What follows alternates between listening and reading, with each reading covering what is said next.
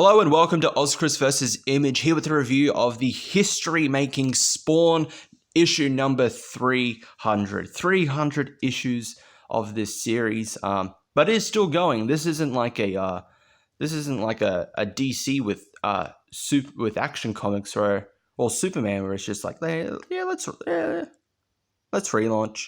We'll relaunch it. but anyway, 300 issues.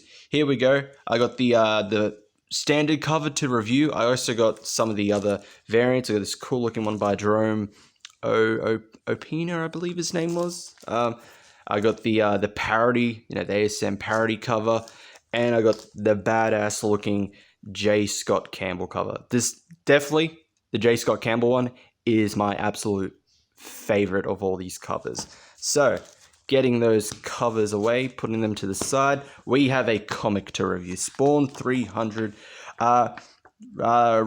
written, inked, and the art for Chapter 2 by Todd McFarlane, penciling by Greg Capullo in Chapter 1, J. Scott Campbell penciling Chapter 3, Jason Sean Alexander, artist for Chapter 3, Jerome Opina, penciling for Chapter 5, Scott Snyder, writer for Chapter 2, and coloring by FCO Placencia, Brian Habelin, Peter Steigerwald, and Matt Hollingsworth.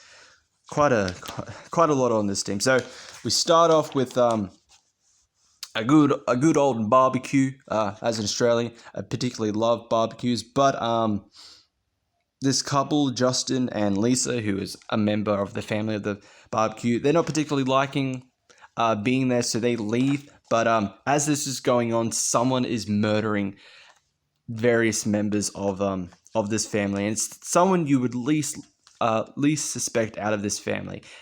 You would assume straight away it would be maybe Justin or Lisa because they don't like the family and they would just want to get out of there. You would be wrong. But moving forward, back to the main story, Spawn goes to Albania to confront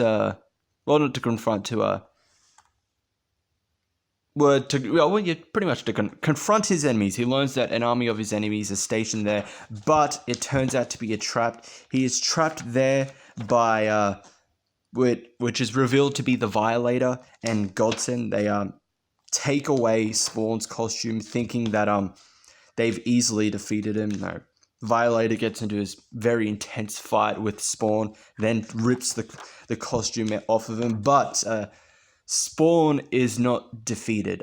Even without that costume, he's not powerless, and as such, as he heads towards them, he builds his own costume out of everything surrounding him. So out of ashes, he creates the whites of the costume, wraps and embeds chains into his arms, around his body, embeds a skull as the belt. Grabs the Albanian flag for his cape and then shoves spikes into his arms to make his spiked gloves. And there's his new costume. It's a very brutal costume, I will say that. So then on to the next story, Redemption, which explains what happened to Spawn and Redeemer in the previous issue. They disappeared for a bit and then only Spawn returned. Spawn is trying to speak to Eddie, the Redeemer, trying to get him to choose a side in this upcoming fight, and this leads to the Redeemer becoming taking the mantle of Reaper. And we go into the next story, Lost and Found.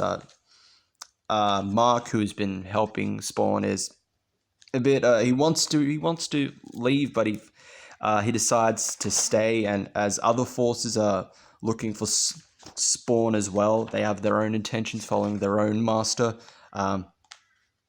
who seems to have a similar looking Spawn, just normal outfit. I'm not familiar with the Spawn mythos and characters, so if someone does know who this actual character is, unless it's a new character, we'll see who it is.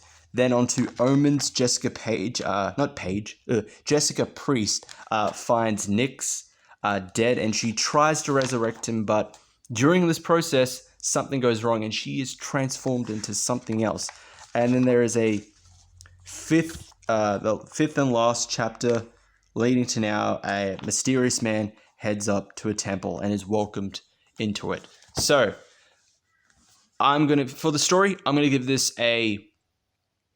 I'm gonna go overall instead of doing it individually. Overall, I'm gonna give it a 4.5. It's great. The first few stories I really particularly like. So, yeah, chapters 1 and 2 and 4 I really enjoyed.